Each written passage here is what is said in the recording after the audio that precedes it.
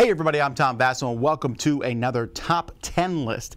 Now today we're talking about top 10 games with action points. And this is a game that gives you a certain number of action points to spend on your turn.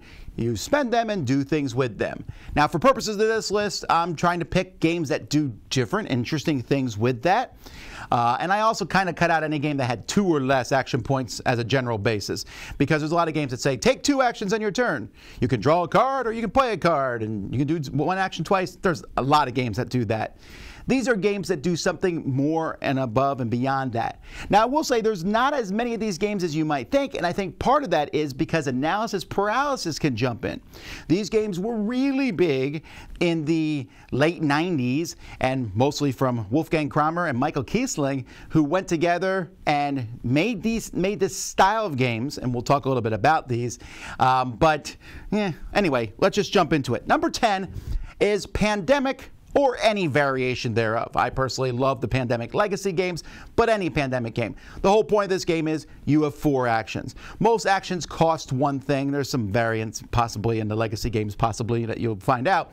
And in fact, one of the special abilities of the characters in the base game is that he gives you 5 actions, which is a huge thing. The Generalist, which is one of my favorite characters, because having that extra action is really interesting. And the discussion between the players on how to use these 4 actions really sets the tone for this, and a lot of cooperative games have followed suit in doing this. So my number 10, Pandemic.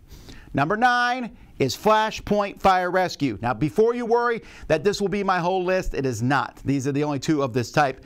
The reason I'm putting Flashpoint Fire Rescue slightly above Pandemic is, first of all, I like it better.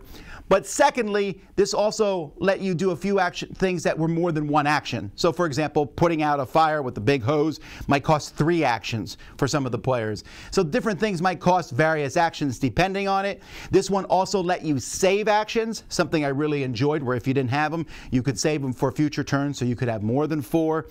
So I like that a lot. So both Pandemic and Flashpoint Fire Rescue give you a certain number of actions to spend, and you go from there. Number 8, Tikal. So now we jump back to the games that give you, this one has the most action points, 10. Everything costs different. As you explore in the jungle, as you build or find temples and explore them and do different things. Again, like I said, this could lead into someone sitting there going, I have so many options on my turn, I don't know what to do. And I get that, but this was the game that kind of put this on the map, and for many people, this might be their number 1 on this list. This game was recently reprinted in a very nice fashion. If you can hunt down the reprint, it's really gorgeous, but even the old one looks nice. And if you want a lot of different variety of things with a game that does a good job of giving you kind of an exploration theme, then check out Tikal. Number 7 is Last Will. Now, Last Will is basically Brewster's Millions, the movie, the board game. You're just trying to blow all your money. But in this game, what I like is each turn you're picking how many actions you have, but you also get other things. So if I pick this spot, I'll get maybe more people to put on the board, or I'll get more, whatever that is. And then you pick a variable amount of actions. So you have a variable amount of actions, but you're picking something else also. And I like that combination a lot.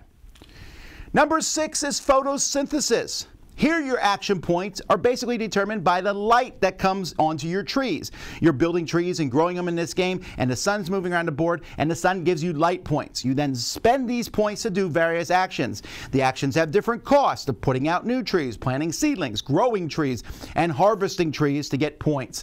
It's a really cool setup, and the fact that you control how many action points you get by using them is a really interesting one. It's really close to currency, actually, like money, but I feel like it's still action points, and it is fun. Number 5 is Jambo. In Jambo, you get 5 action points. It's a 2-player game. This is the only 2-player game, I think. No, it was one of 2-player games on my list. In this game, you're spending these actions to do different things, and you give the action tokens to your opponent.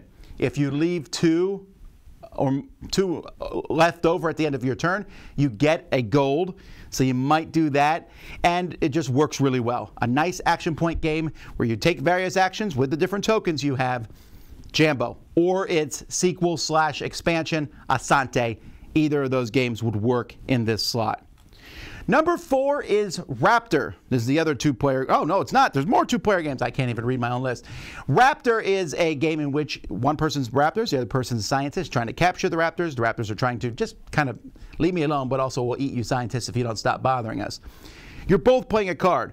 Whoever plays the lower number gets the action on the card. Whoever plays the higher number gets a number of action points that they can spend equal to the difference between the cards. Really cool concept. Nobody else has copied this that I know of, and it works really well here for this game. So if you're looking for a good action point game where you're never sure how many action points you're going to have, Raptor is a fantastic one. Finally, my last two-player game, for sure this time, is an old one called Dungeon Twister. And Dungeon Twister gave you a hand of cards that gave you action points on them, and this would give you 5 action points, and this one would give you 3, and you have to figure out what turn to play them on. Like, is this the turn I need to play my 5 and do as many actions as I can? Or am I going to just do 3 and save that one for next turn? And there's a real tension as you play these cards, and I really feel that because your actions are moving characters, fighting with characters, reviving characters that have been knocked down by the opponent's team. There's all kinds of cool things in this game. There's almost no luck in it, but knowing when to take the biggest amount of actions, when not, and of course each card, you don't get to pick them up until you've played them all. Really cool game, Dungeon Twister. All right, let's jump back to the Mask series now with Cusco. Or the original name of this game was Java. Now this one is not as critically acclaimed as the other ones in the series, but I'll tell you what, this one has, I think, the most things you can do. You only have 6 action points, although you have tokens you can spend to get 7 action points, but there's so many things you can do with those. Like I could put a tile on the board for an action point. Where? Anywhere practically. Now, of course, you're doing different things, and what's cool about this game is also you score at the end of your turn, so your opponents can't necessarily mess you up. You're just trying to set yourself up for your best scoring opportunity. But it is solid game, and the biggest problem with this game, Cusco, is that the analysis paralysis is just through the roof because you have millions of things you can do. I mean, that's technically true. I mean, obviously, you should focus and try to do stuff that will win the game, but really like this one, Cusco, Java.